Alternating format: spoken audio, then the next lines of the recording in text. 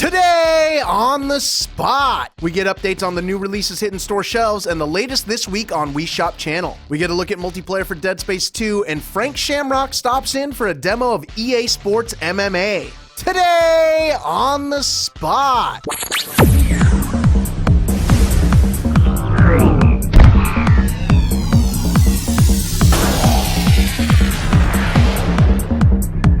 Hey folks, welcome to another episode of Today on the Spot for Tuesday, September 14th. I'm your host, Homer Ibarra, and to my right is my man, Giancarlo Veronini. What's up, Jay?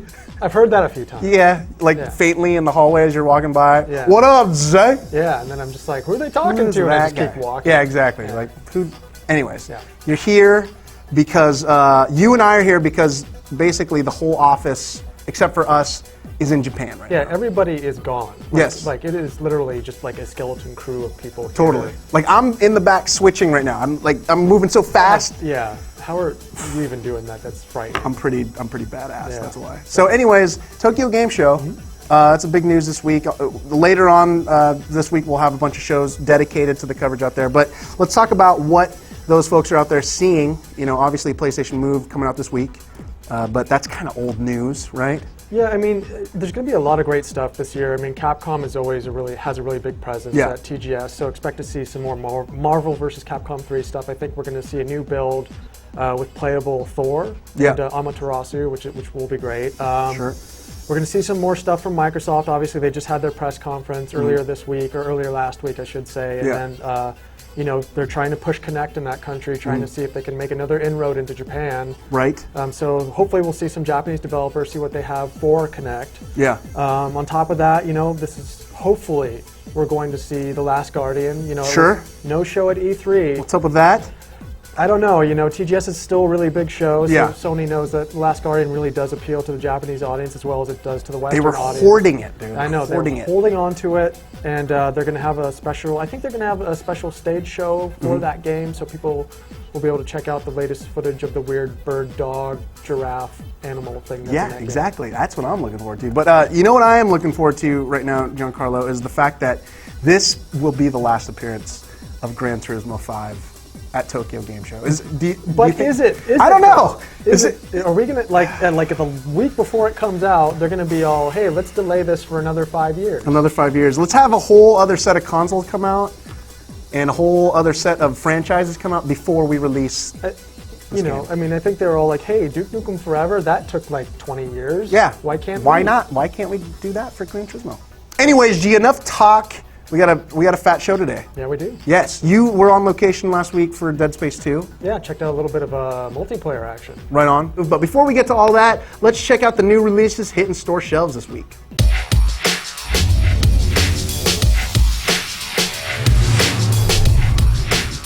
This week in new releases, the last Bungie-developed Halo game has landed.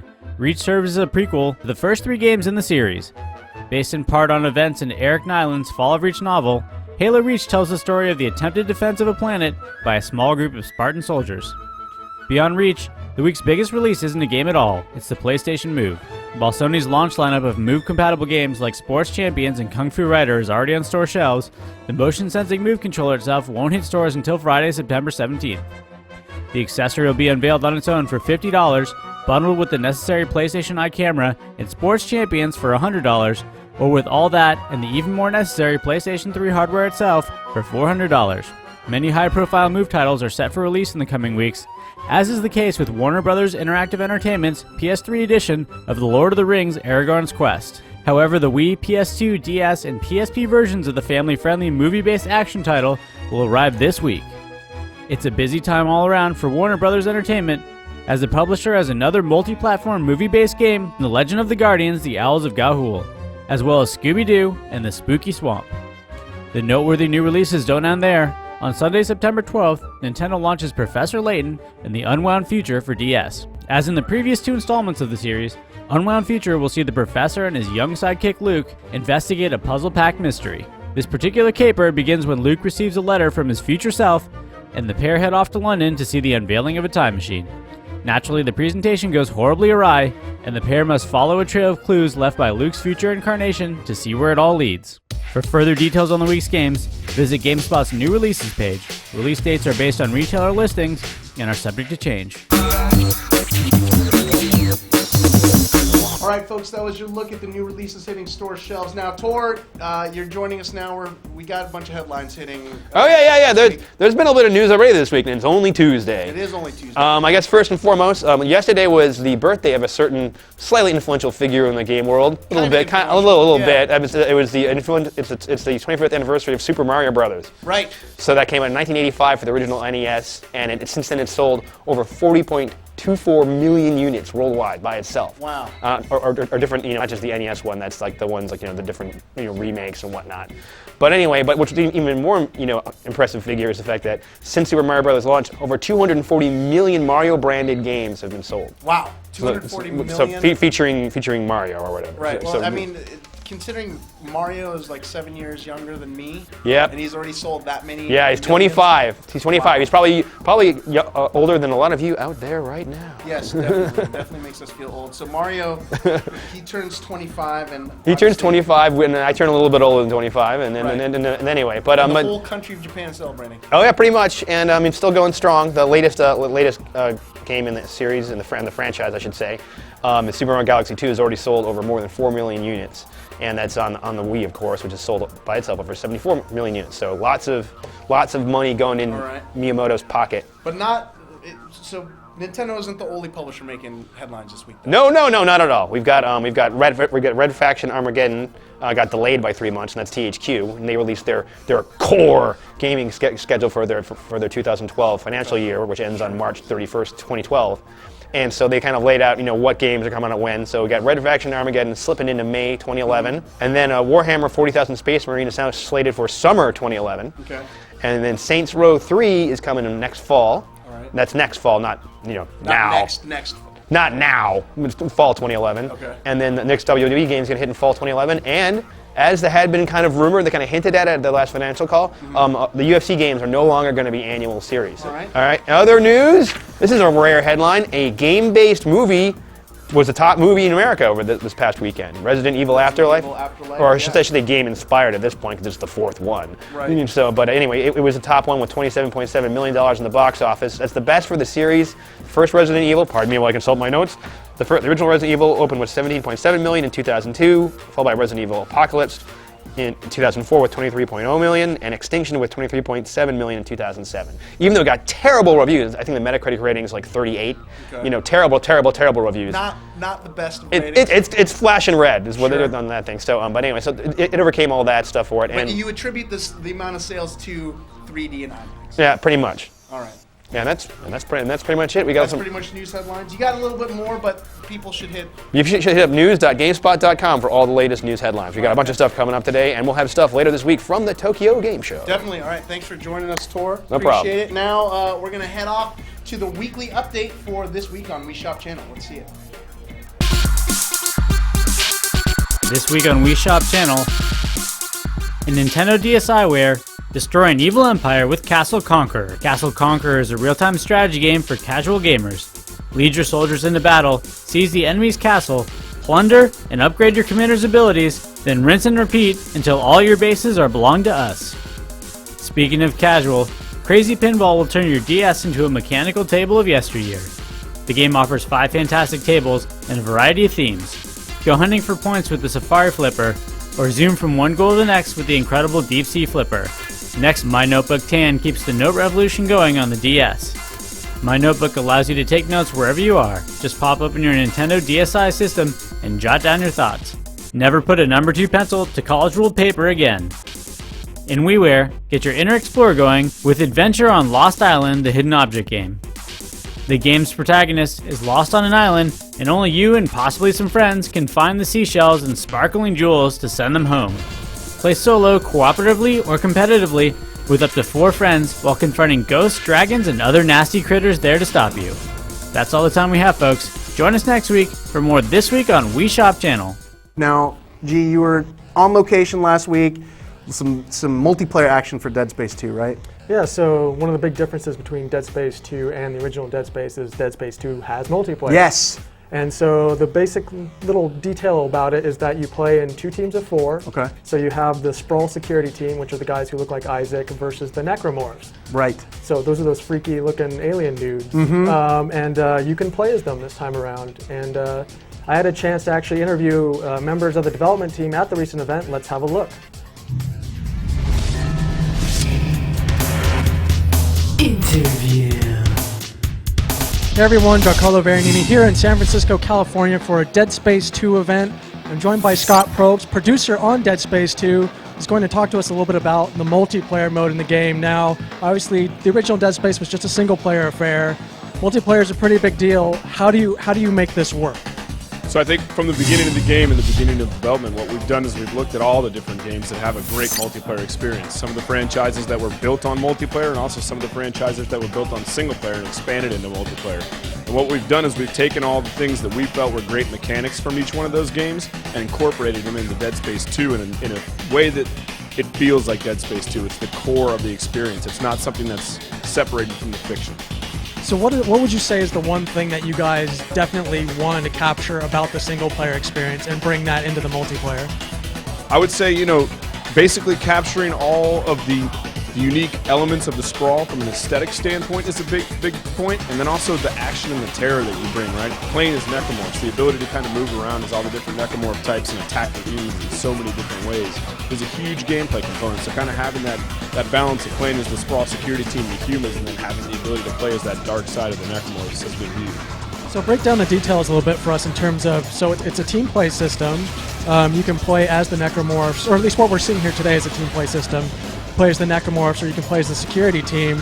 Can you also tell us a little bit about the first map that we've seen so far? Absolutely. So you hit it on the head. It's very team-based, right? It's a cooperative-based multiplayer experience where the Sprawl security team needs to work together in order to defeat the Necromorphs.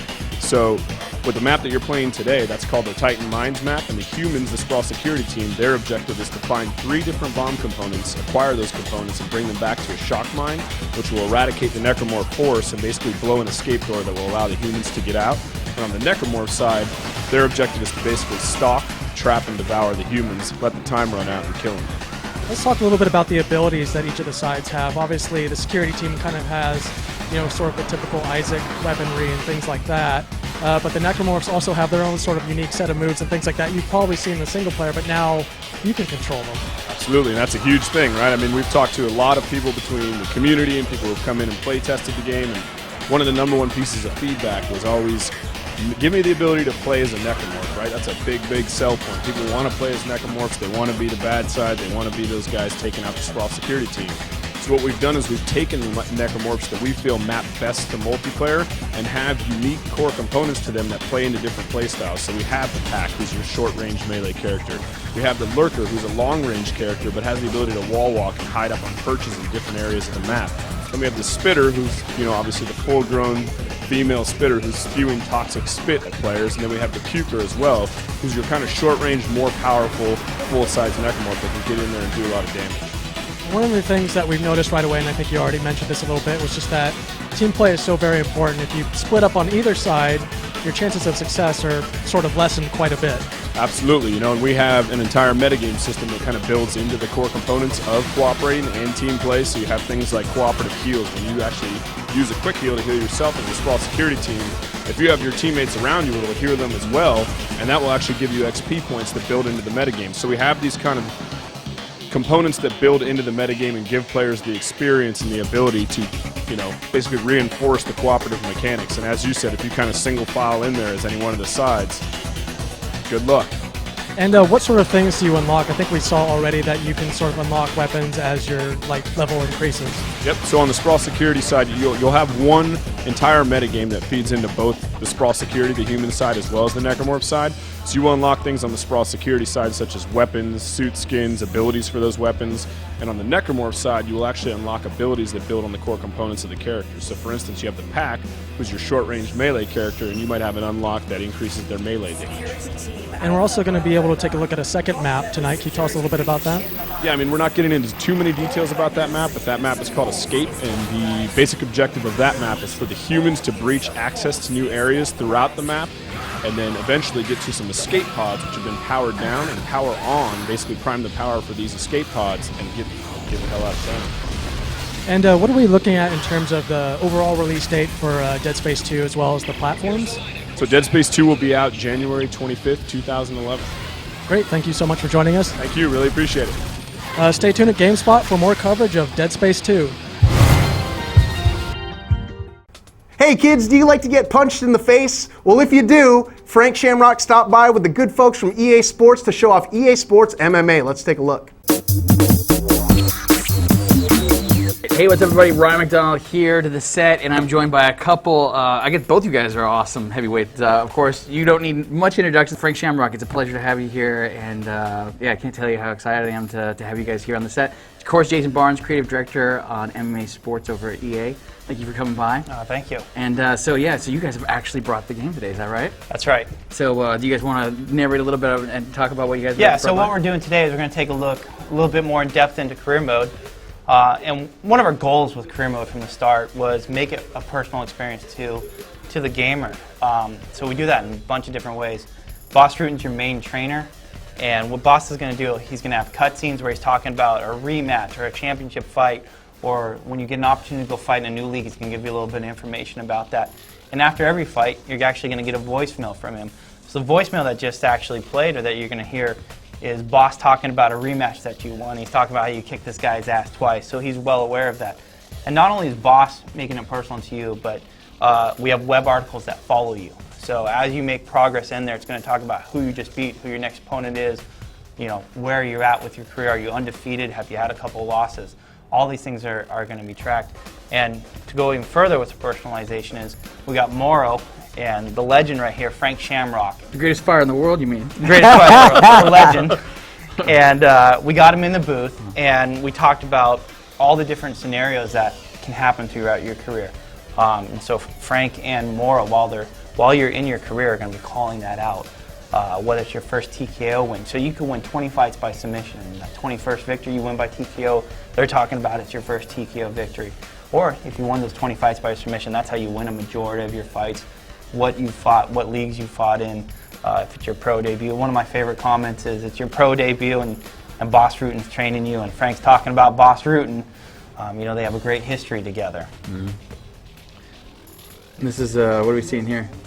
So, oh, man, throughout career mode, what's going to happen is you get a couple fights in, and Boss is going to tell you, hey, some of my buddies, some of my best trainers, Hickson Gracie, Pat Miletich, and Randy Couture are offering to train you also.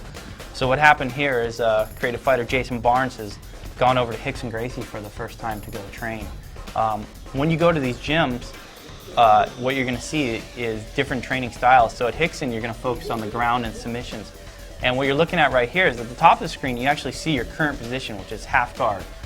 He's now moved into side control, and what we really wanted to emphasize in career mode, besides personalization, is we know that MMA is a complex sport. I mean, this guy's been there from the start, and the sport's evolved, and there's so much terminology that we throw around as common terms: Kimura, Americana, side control, full mount, back mount, all these things that are very common to us who are making the game, who have been in the fight game, and we really want to emphasize that to the user. You know, we want them to learn the game, learn the sport, appreciate the sport. We've made generations of people who have grown up with Madden, know what the nickel defense is, or the dime defense, or when to call that, right, or all these different things. We want that same level of experience for an EA Sports MMA gamer that they've had with other EA Sports games like Madden. And so that meant bringing in Frank Shamrock and Big John McCarthy and Boss Rutan and Randy Couture and all these other guys in to actually give us feedback on how the game's going here. All right, so since we got you here, how's the game going? Game's amazing. Yeah, I mean, it does look really awesome. it's insane. Of course, gone through the game myself, not only as a player, but gone through the fighting game. It's so hard to encapsulate what's going on in that cage and to get people to appreciate and to feel it. And the submission battles, all the training, the people you have around you, the personalization, it feels like you're going on this journey. And then the technical stuff is spot on. Like all the flows are correct. The guard flows, the mount flows, all the submissions go from the right move to the right move in the right angle. So from a fighter standpoint, watching it from a fighter standpoint, it's very pleasing. Well, now you're also doing some announcing this as well, vocal talent, right? Yeah, I'm a commentator too. So how's that working out for you? Well, I mean, I love it. It's a challenging job. They stick you in the sound booth for like hours on end. Yeah, I mean, I like the live events a lot better because I get to yell at people, and the sound booth's a little more challenging because you have to be a little more focused. We added so much into the game to personalize and allow you to participate. Not only historical data. If you're fighting a guy that fought a guy 10 years ago, we know about it. We're talking about it. Right. So we bring the history into that moment, allow you to participate into it, and that's what it's all about. That's super awesome. Yeah, and Frank's really touching on it. So in career mode, it's about that personal history. Like I said, how you won your different, if you won fights by submission or TKO, or what your style is. If you go learn, you learn the diving punch when a guy's on the ground from Pat Miletich. Frank and Mora are going to call that out when you execute that punch. So they're very aware of it. And some of the best moments we have is getting those two guys in the booth together and just letting them, here's a scenario, let them talk about it and go with their commentary and really just say, all right, here's a moment, how would you discuss that? You just saw my creative fighter right there went to show respect, but the AI fighter had none of that. So sometimes they'll respect you, some of the times they'll back out of there. It's pushed up against the ropes here. My fighter's not exactly the best at fighting against ropes, and started off as a kickboxer, but I can evolve my fighter into a ground fighter. And talking with Frank and the other guys, one of the goals was that not everybody's coming out of there with a maxed out fighter, because we want you to take these guys online and fight with them, but have different skill sets and what they bring to it as you evolve your fighter and work on your different skills. So how does that work? I mean, I can see obviously, that like this venue does not look like top tier venue. Obviously, it's kind of like looks like they put them in a boxing ring as opposed to getting the fence up there or anything like that. What about like does that as you evolve through your career, do the venues obviously you get bigger, better, cooler venues and all that other stuff, or how does that change along the way? Yeah, you go just like a young fighter. You start in a small auditorium with no ring entrance, no fluff. You get out there and you do your business. As you grow as an athlete, talent, fighter, your venue grows, and then our Premier League is Strikeforce. You can end up there fighting for the champion. Right on. All right, so this is one of the early fights, right? Yeah, so this is actually a middle league. This is United Fighters League. This is one of our English leagues, and it's got unified rules, which is, 3 rounds of 5 minutes. Elbow strikes on the ground are allowed, but no knees or kicks to the head on the ground. And so you're going to have these different things. A part of that with this history and that Frank touched upon is in your creative fighter, you had a choice. Do you go to the United Fighters League or do you go Vale Tudo in Brazil? Right. Where you have 1 round, 20 minutes, everything goes. And the beauty of that is, you start that first fight and Frank actually talks about Vale Tudo rules because he's been there. He's fought in Brazil and gives you that kind of commentary about it. So you really do. So you mix it up. So like, for instance, you can't kick somebody in the head in this one? Not on the ground. Not on the ground. Cool. No. But then when you go in the Vale Tudo, obviously you can. Exactly. Yeah. Or That's if you're in super cool. Japan. But in Japan, you're not going to be able to drop those elbows on the ground. Right. So, and the scoring changes. So in Vale Tudo, it's 1 round at 20 minutes. In Japan, first round's 10 minutes, second round's 5 minutes. And it's not a 10-point scoring must system that you're going to have in Strikeforce or Unified. It's going to be the entire match itself is scored. So we want to give you a variety. That means that you can go through career mode and have this path, that takes you to the United Fighters League and maybe to Strikeforce. Or you can change that the next time, go Vale Tudo and then to Strikeforce or to Mystic. One of the best parts about it is, Frank has held, how many titles you held? How many leagues now? Is that 3 or 4? 4 leagues. 4 leagues. So here's a great example. Frank, the legend, has held titles in 4 different leagues. So if you end up in Strikeforce and you've defended your title 5 times and you've been successful in your 40th and final fight, we have presentation around that. We have web articles. We have commentary from Frank and from more about. It's actually a unified fight. So you go fight the title holder of the other top league. If I'm in Strikeforce, I go fight the top fighter in the Mystic League, which is Japan. I'm very excited about how we're ending your career. That's super awesome. Now, are we gonna get to sneak ahead and see? Do you have one later that shows us what it looks like? Yeah, we'll jump ahead here. And Want to go to the big show? Yeah, I do want to see that. Everybody wants to go to the big show. What we're looking at here is actually we're just loading up a Strikeforce venue, and you're seeing, we have the flash pots going off and the blue lights and the red lights and different things like that. You guys get all serious. You got Frank Shamrock walking out of here, very serious. He's ready to fight. I look so mean. You kind of do when you come out. He's though. focused when when you get that focused look on your Yeah, I face, you get kind of the come out. It's angry like looking. Jimmy Lennon Jr. calling the action in Strike Force. If you're fighting Japanese rule sets, it's Lenny Hart. And if you're not familiar with Lenny Hart is the voice of Japan. She was the announcer for Pride, current announcer for Dreamcast. That's that loud, screeching, incredible voice from Lenny Hart. Great to work with. One of the other parts is, we wanted to, again, make it personal to you. So we recorded over 500 first names and last names and 200 nicknames. So your announcers are going to call you out. And Moral's going to refer to you during the fight. So is that like McDonald's in there? Like, do you know?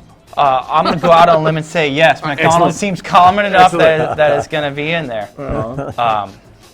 And you asked about gameplay, and really it's been bringing in the fighters and Big John McCarthy and all these guys that have been around the fight game for so long, and making sure that we're doing things that are authentic, whether it's grappling, striking, moving, striking and punching. One of the keys from the get-go we said was, if you lose in our game, we want you to know why you lost. Right. No random numbers. So if I'm winding up for that ultimate left hook, and he throws a spinning back fist and pops me right on that chin, and I go rigid with the knockout, that's because I deserved it. I was going for the home run, he was going for the home run, and he hit me. And just like the submission battles, it's not a button mash, it's not a panic, it's actually a skill based off of my stamina and my attributes, and then my thumb skills. We want you to know why you lost. Look at these guys are just banging. They're standing up. Shamrock. Show us not no, good. It's not good. No, It's not Can he good. survive? Let me commentate. Frank's getting his butt kicked here. He needs to get up and do something different. He's got the heart of a champion, though. Okay, that's looking better. Frank, we told you not to just stand there and bang with Scott Smith. You got to go old Frank Shamrock here. All right. I'm going to wrap it up here because I know I would keep you guys here all night if I could. We've seen a lot already, and it is gorgeous. Oh, this is towards the end of the fight. Yeah, we need to stop him. Come on, Frank. Just trying to get it out. Cut away. I like his style here. But seriously, Jason, Frank, when is the game coming out? How far away from me getting our hands on this thing? October 19th is when it's coming out. We're very excited about that. Look for great online matches immediately. We have online modes they're designed from everybody, from quick matches where you can win belts to fight cards where up to 8 people can get together and fight in 4 different fights, and then 2 other people can even watch. So everybody has headsets. It's a 10-man experience, so you can create your own fight card and have an incredible time. And then, I'm sorry, explain that one more time. How many people online? So you can set up a fight card with you, and 7 of your other friends can have up to 4 matches. So we can do basically our own tournament online. That's right. And then awesome. 2 other friends can get on their headsets, and you can say, you 2 guys be commentary for this fight, or everybody can hear themselves talking. And we know that mode's very exciting because it's you and your friends hanging out, and whether you want to comment on the fight or not, while you're focused fighting, your other friends can make comments about it. And literally the people who are not fighting get to watch the fights. That's right. Awesome. All right. Well, cool. Awesome to hear you guys are bringing new cool things to the space. Super appreciate meeting you, sir. It was awesome to have you here. Thanks for having us, Jason. bro. Thanks for having us. Totally. We appreciate it. It was really awesome. So the game is EA Sports MMA, and it is coming October 19th. October 19th. Okay, folks, well, that about wraps up our show today. But, gee, we got a full week, man. I mean, the Halo Reach review is up. Go and look for that, right? Yeah, Halo Reach, kind of a big deal. Kind of a big game, like one of those titles that you might want to check out. Yeah, maybe. Sure. Yeah. Chris Waters did the review. Yes, absolutely. Yeah, and we have a ton of TGS coverage hitting the site. Yeah, we're really looking to blanket things this year. I mean, not that we don't do that every year, sure. But maybe blanket it a little bit more. A little bit different. So we'll have we'll have some of our photo stories so you can get a little flavor of Japanese culture and society. We'll have videos, of course, and we're looking to do some blogs, maybe some daily blog updates, especially for some of the guys who are going there for the first time. Yes, we do have some rookies going to Tokyo Game Show. Japan, and let me tell you, it is crazy when it's your first time. Yes, it is crazy when it is your first time. And also, folks, make sure to stay tuned on Thursday and Saturday. We will have our Tokyo Game Show oriented shows. There we go. We will have our Tokyo Game Show specials on Thursday and Saturday with all the great coverage from those guys coming from the land of the rising sun. But Giancarlo, we got a full week. Yeah, there's lots of stuff going on, and it's only going to get worse. It's only Tuesday, dude. Yeah. All right. Yeah, and Christmas is right around the corner. All right, so that about wraps up today's show. Folks, be sure to tune in this Thursday for the first of our Tokyo Game Show specials. For the rest of the GameSpot staff, I'm Homer Ibarra. I'm Giancarlo Veronini. And we'll see you then.